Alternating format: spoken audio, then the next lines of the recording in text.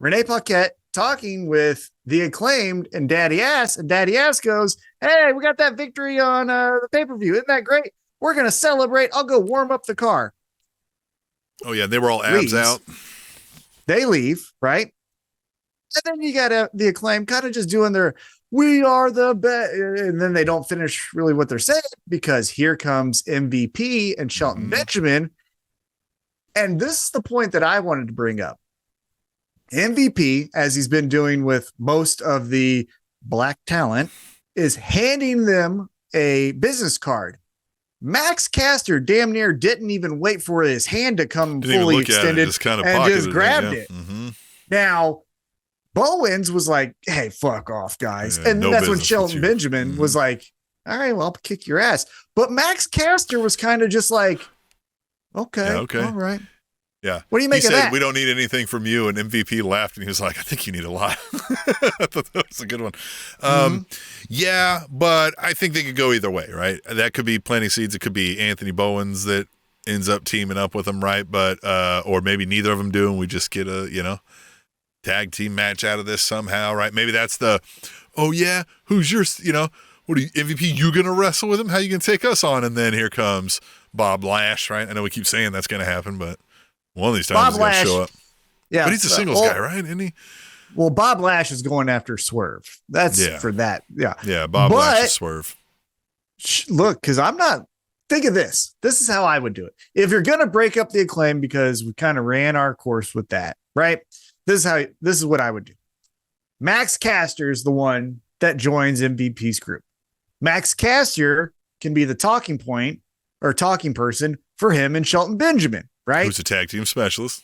Specialist. Now, Anthony Bowens, I think, again, if you want to be a challenger brand and you want to stand out, do things that are different. One of the coolest moments in the 5-year history of AEW was when we chanted in unison, positive, he's gay. Yeah, positively, he's gay. He's gay. Yeah. So if I'm not saying make him uncomfortable, if he disagrees with this backstage, by no means make him do this. However, it seems like he is proud of who he is.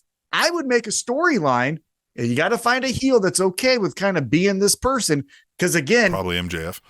Well, what I'm saying here is, if you want to tell the story of Jesus, someone has to be the devil. And so if this is the story, you got to have someone be like, "I don't think Anthony Bowens being gay should be in AEW." And you build that up, you have him win a championship, and then you say, "I'm proud of who I am and people like me can be champion." Woo!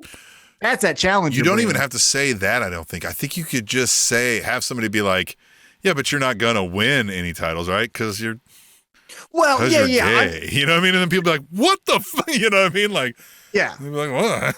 Yeah, I'm not saying make it so overt, but like, for example, WrestleMania 19, Booker T, Triple H, even though Triple H won, we knew what Triple H was saying about Booker T.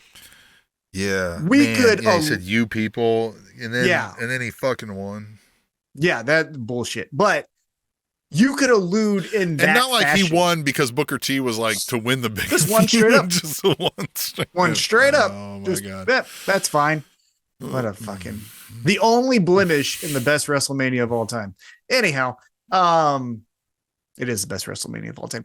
But what do you make of so you think we're keeping the Acclaim? You think we're busting? I don't think we're keeping the Acclaimed, and I don't think we should. I think it served well to get those guys exposure, give them some practice swings at getting out there and exposing themselves. You know what I mean? But just being stars, right? But I don't know. I said a long time ago, if they don't switch up something, don't come up with something other than scissoring or whatever, that's going to get old. And I just don't think they got it. And there's nothing like, might they come up with another catchphrase, but like, that's going to be the same. It's time. It's time, right? I don't think you have to make them hate each other even. It looks like we might be going that route with the MVP thing. One might screw the other over, but or you could even, like you've said, like one could be like, "No, I think I want to do this," and be like, "I don't want to," and be like, "All right, man, maybe we end this then," right? Like, you got your thing to do, man. You're doing the modeling thing. I'm going to do this thing, man. I'm going to ride with MVP and be like, all right, then they can readdress it later, right? Maybe Caster's then getting some momentum and be like, you need to take out this guy. And be like, I can't take out Bowens. This is my dog. To be like, Yes, you remember who fucking, got you to this spot. Buttered your bread here, dog. Yeah. Yeah. Mm-hmm. I just think my main focus, if I'm breaking them up, is Max Caster is awesome. He's the one who I think obviously got the team over with his raps, right? Weekly raps is what got the thing. And then we did the scissor stuff, right? Which actually he created because they were doing the A and then all that. Anyhow, but I digress. If you're going to break them up though, I really feel that you celebrate Anthony Bowens for who he is and make that something that you want to watch AEW. Well, we've talked about it, so that they could easily lean into it, right? They could, he was doing that modeling thing for Rihanna's Fenty line and all that. So I mean, yeah, they lean into it. Like he doesn't hide. He doesn't even like try to be humble about it or anything. So like yeah.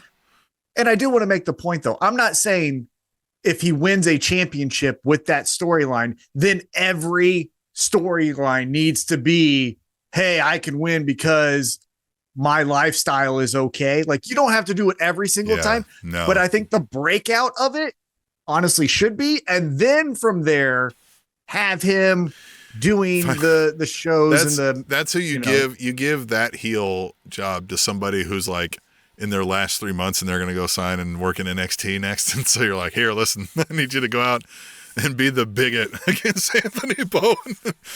Yeah. A little bonus before you go on the way out. Yeah. Here you go, Ricky Starks. Get on out there.